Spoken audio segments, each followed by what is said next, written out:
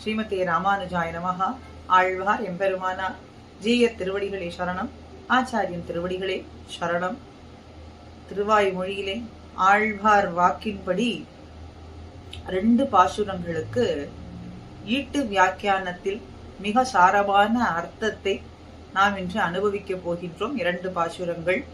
முதலிலே திருவாய்மொழி 4ஆம் பத்து, 4ஆம் பத்திலே 3வது திருவாய்மொழி பதிகத்திலே என்னதாவி மேலையாய்னு வரக்கூடியதான பாசுரம்.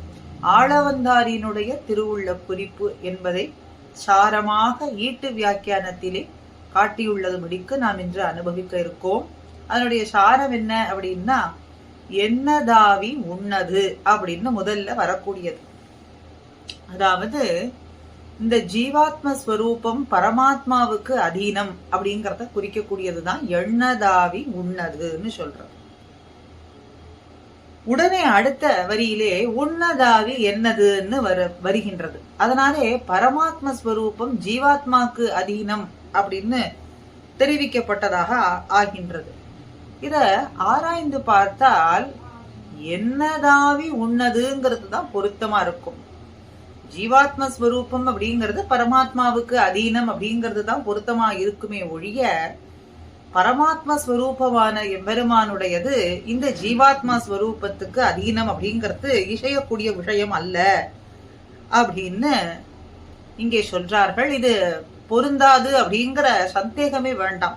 அதனாலே ஆளவந்தார் கோஷ்டியிலே திருவாய்மொழியை கேட்டு வந்த சிஷ்யர்கள் ஆளவந்தார் திருவடிகளிலே வந்து இந்த அபேட்சிதத்தை விண்ணப்பம் செய்தார்கள். இப்படி இந்த விஷயத்துக்கு, இந்த பாசுரத்துக்கு ஆழ்வார் இட்ட வாக்குக்கு எங்களுக்கு தெளிவாக எடுத்துரைக்க வேண்டும் அப்படின்னு ஆளவந்தார் திருவடிகளிலே பிரார்த்தனை பண்ணினார்கள். அதற்கு ஆளவந்தார் அருளி செய்ததும் மிக மிக சுவையானதுன்னு காட்டுறார்.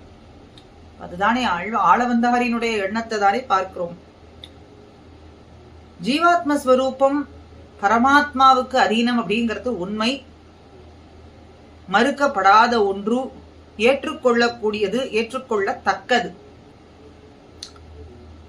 ஆனால் அவன் துவம்மே என்றால் இவன் அகம்மே அப்படின்னு சொல்றதுனாலே இது தடையாகப்பட்டு விடுகின்றது, அதற்கு தடையேற்பட்டு விடுகின்றது அப்படின்னு சொல்றார். மேலும் அது கருமத்தினால் ஆனது. ஆனா இந்த பரமாத்ம ஸ்வரூபம் ஜீவாத்மாவுக்கு அதீனம் அப்படின்னு சொல்லப்பட்டது அப்படின்னா,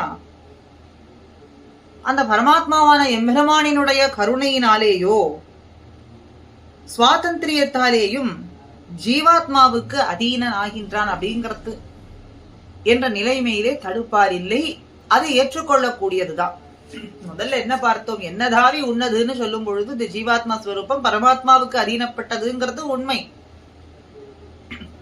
பரமாத்ம ஸ்வரூபம் ஜீவாத்மாவுக்கு அதீனம் அப்படிங்கிறது ஏற்றுக்கொள்ள தகாததுன்னு சொல்ல பொழுது, பரமாத்மாவான எம்பெருமான் தன்னுடைய சுவாதந்திரியத்தாலேயும் கருணையினாலேயும் இந்த ஜீவாத்ம ஸ்வரூபத்துக்கு அதீனம் அப்படின்னு சொல்லும் பொழுது அதை தடை செய்வார் கிடையாது அப்படின்னு சொன்னார். மேலும் சொன்னார், சிஷ்யர்களானவர்களே, நீங்கள்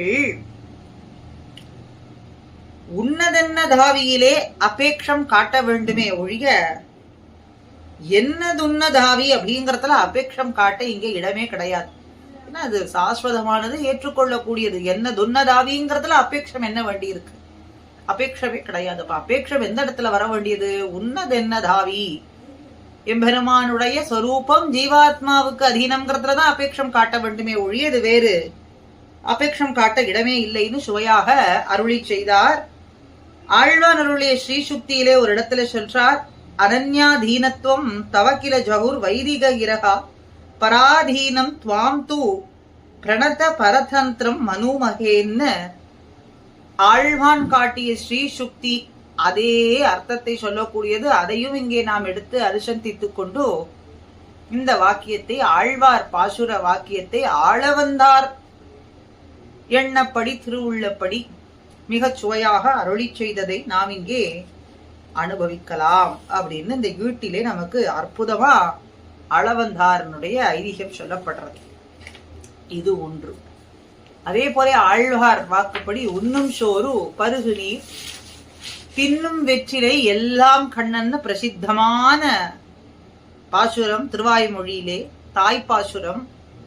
அதுல தாய்ப்பாசுரமாக வைத்து பேசியவர் யார்? ஆழ்வார். தன்னுடைய படிகளை தானே சொல்றார். இப்ப இதுல இங்க என்ன அனுபவம்னா, ரிஷிகளுக்கும் ஆழ்வாருக்கும் உள்ள வாசியை இங்கே சொல்றது போல இருக்கு. ஆச்சாரிய ஹிருதயத்திலே வியாச பராசராதி மகர்ஷிகளுக்கும் ஆழ்வார்களுக்கும் உள்ள வாசியை விரிவாக அருளி செய்து வருவிடத்து அப்படின்னு சொல்றார். ஆச்சாரிய ஹிருதயத்துல ஒரு சூர்ணிக்கையிலே, அந்த இடத்துல சூர்ணையிலே ஆழ்வார்களுக்கும் வியாச பராசர மகர்ஷிகளுக்கும் இருக்கக்கூடிய வேற்றுமை என்ன அப்படின்னு சொல்லும் பொழுது, ரிஷிகளுக்கெல்லாம் அவர்களுக்கு காயோடு ஒத்த கனிகள், காய் கனிகள், அவைகள் தான் தாரகாதிகள். தாரகம்னா இந்த உயிர் வாழ்வதற்கு மிகவும் அவசியமானது ஒன்று, அதுதான் தாரகாதிகள். ஆனா ஆழ்வார்கள் போன்றவர்களுக்கு எல்லாமே கண்ணன். தாரகம், போஷகம், போக்கியம் எல்லாமே கண்ணனே ஆகின்றான் அப்படிங்கிற அந்த சூர்ணையை இங்கே சேர்த்து சொல்றார். அப்ப இந்த பாசுரத்துக்கு ஏற்ப அந்த சூர்ணிக்கையும் சேர்த்து சொல்றார். உண்ணாத சோறும் ஒன்று உண்டா? இன்னும் சோறுன்னு சொல்றீரே, அப்ப உண்ணாத சோறுன்னு ஒண்ணு உண்டா? பருகாத நீர்னு ஒண்ணு உண்டா? தின்னாத வெத்திலைன்னு ஒண்ணு உண்டா? அப்ப இதெல்லாம் சிலர் கேட்கக்கூடிய இந்த ஆட்சேபத்துக்கு வியாக்கியானத்தில் உள்ள அழகை இங்கே காட்டுறார். சோறு எப்போதுமே உண்ணும் சோறுன்னு சொல்லிட முடியாது. சோறு இருக்கு, அது எப்பொழுதுமே உண்ணும் சோறா? எப்பொழுதுமே உண்ணும் சோறுன்னு சொல்ல முடியாது. ஏன்னா வயிறு நிறைய உண்டவனுக்கு மறுபடியும் அமிர்தமே கிடைத்தாலும் கூட அவனாலே உண்ண முடியாது. அது உபேட்சணீயமாகவே இருக்கும். தேவாமிர்தம் கிடைத்தாலே அந்த நிலைமைனா, அந்த சோறு மறுபடியும் கிடைத்தால் அவனுக்கு அது ஏற்றுக்கொள்ள தகாததாகவே இருக்கும். அதே போல கங்கை கரையில இருக்கக்கூடியவனுக்கு குளத்து நீர் அபேட்சிதமா இருக்கும், அனபேட்சிதமா இருக்கும். கங்கை கரையில் இருக்கக்கூடியவனுக்கு குளத்து நீரை பார்த்தா அது ஏற்றுக்கொள்ள முடியுமானா அது அனபேட்சிதமா இருக்கும். அது போல வாய் நிறைய வெற்றிலையை குதப்பி கொண்டிருக்கக்கூடியவனுக்கு புதியது ஒரு வெத்தலை அப்படின்னு பார்த்தா அது தின்னும் வெற்றிலையாக இருக்காது. அப்படித்தான் உண்ணும் சோறு அப்படிங்கிறது பசித்தவன் விரும்பி உண்ணும் சோறுங்கிறதுக்கு தான் உண்ணும் சோறுன்னு சொல்றாரு. அது போல பருகு நீர் அப்படின்னா பாலைவனத்திலே திரிந்து அல்லது நாக்கு வறண்டு ஒட்டி போய் நீர் இருந்தாலே ஆனதுன்னு சொல்லக்கூடிய நிலைமையிலே ஒருவனுக்கு நீர் கிடைத்தது அப்படின்னு சொன்னா அது பருகும் நீர்.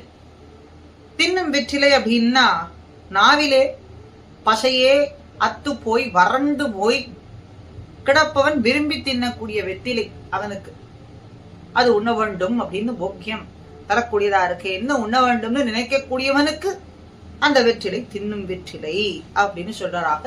பசித்தவனுக்கு உண்ணக்கூடிய சோரே உண்ணும் சோறு. நீர் வேண்டிய நேரத்திலே அதை பருகக்கூடியவன் அதுவே பருகும் நீரா. வெற்றிலையை விரும்பி அந்த நிலையிலே அதை உண்டாலே ஆனதுன்னு சொல்லக்கூடிய நேரத்திலே தின்னக்கூடிய வெற்றிலை வெற்றிலையாகின்றது. அப்படிப்பட்ட நிலைதான் ஆழ்வார்களுக்கு இங்கே கண்ணன் எம்பெருமானாக இருக்கின்றான். ஆனா ரிஷிகளாதிகளுக்கோ காய்கனிகளே தாரகாதிகளா இருக்கு.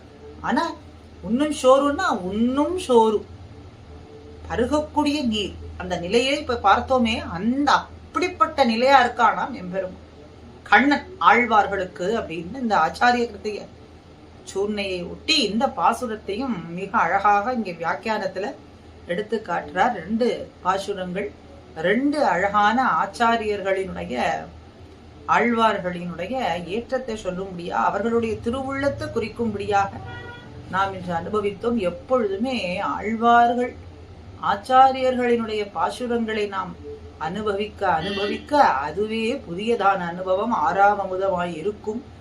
அதுவே நமக்கு ஒரு நல்ல பொழுதுபோக்காகவும் இருக்கும் என்ன மாமுனிகள் ஸ்ரீயரினுடைய வாக்குப்படியே நாமும் தினமும் அனுபவிப்போம். ஸ்ரீமதே ராமானுஜாய நமஹா.